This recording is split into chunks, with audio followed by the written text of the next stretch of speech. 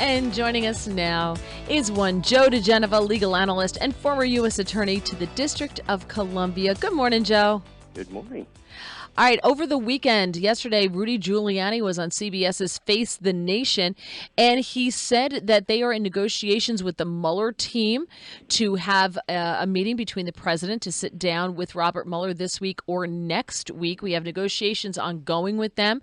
We have an outstanding offer to them, he said, and he said it relates basically to the Russia collusion thing, which we think there is no evidence, and the president didn't do anything wrong. I don't think you're a big fan of this, are you?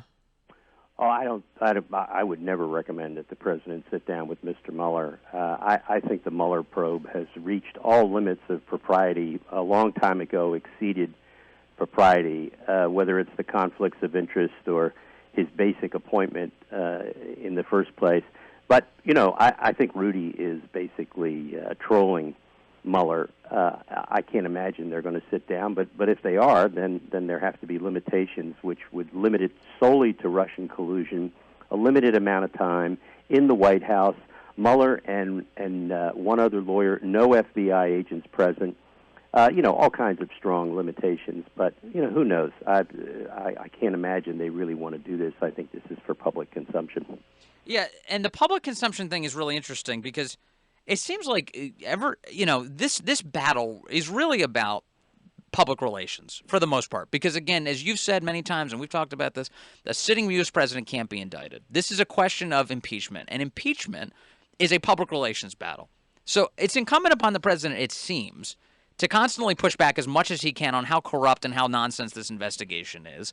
And it makes me wonder, at what point does he actually get involved and start doing the things that he needs to do in order to expose potentially his good name? So, for instance, Devin Nunes wants him to take away redactions from the FISA warrant application. He could find out the scope of the investigation right now if he wanted to. He could have Mueller just give it to him. Or he could fire Bob Mueller if he wanted to. When do we start seeing those types of things happen? Well, I think the president's instincts are to do just that, and I would advise him to declassify almost every document in this matter because none of it involves sources and methods.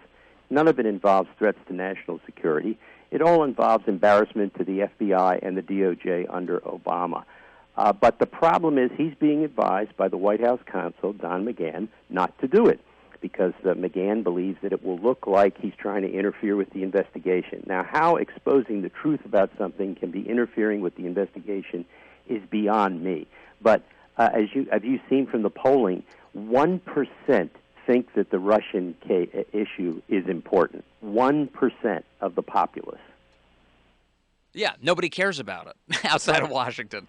Yet here we are, this many months into it, and Bob Mueller is still pursuing things. Well, this is the folly of Rod Rosenstein appointing a special counsel. He was embarrassed because he didn't like the fact that he didn't know about the Comey memos on loyalty to the president and all that sort of nonsense. This is Rosenstein's fault. He's responsible for stealing this time away from a new president. Intermec Gates was on Fox with Bill Hemmer on Friday, and he said something interesting, and I don't know if you have an opinion on this, but I found it interesting. He said, I believe money was paid to people to collect intelligence on the Trump campaign.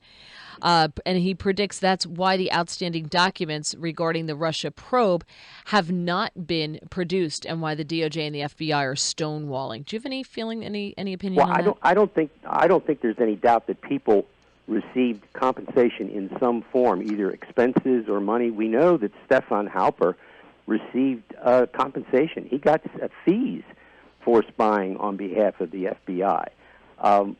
So I think probably there is some information in there about that. But most of it is probably information about, again, I think the identity of these informants, which is no big secret anymore since they've all been exposed. So I'm not quite sure precisely of any value whatsoever in keeping any of this secret anymore. And Nunes is correct, and so we'll just see what happens. All right, we're watching also another thing coming out of the Mueller investigation, and that's Paul Manafort's trial is set to start this week on Tuesday in Alexandria. Mm-hmm. The focus of the trial is about spending. It's about tax evasion, bank fraud, and not about, of course, Russia. Well, this is the shiny object case. It has absolutely nothing to do with Russian collusion. It's an embarrassment to Mr. Mueller. It was designed to create pressure on Manafort to do whatever. I mean, who knows? Cooperate on what? He wasn't even in the campaign for more than 3 months. He never knew Donald Trump prior to that time. This is an effort by the special counsel to justify his existence. Unfortunately, it does just the opposite. It shows that his actual manifesto, the Russian collusion, was for naught. And he ends up with this being his biggest case, along with 25 Russians that he'll never see in 2 other cases. Can you?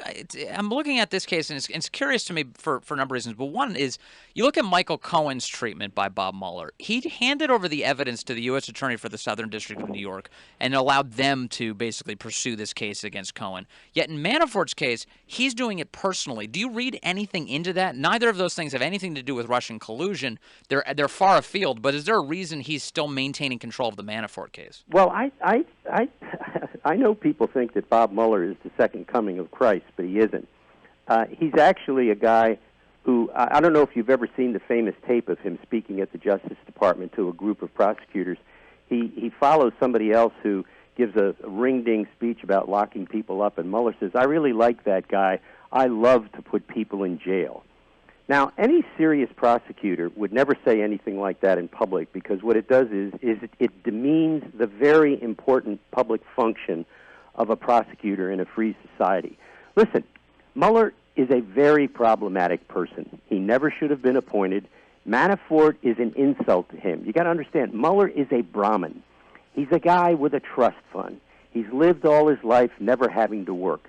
And I'm not criticizing his service in Vietnam as a Marine. You know, all of the people who served in Vietnam are wonderful people. It doesn't mean everything that they do for the rest of their life they get a pass for. Mueller has become a thug, and it's an embarrassment. Everything he's done up till now has produced absolutely nothing except political and governance chaos. That is not what special prosecutors are supposed to be there for. Well, it's going to be interesting to see where this goes and if the president does indeed sit down with him. Joe, thank you so much. We always look forward to you visiting us. You bet.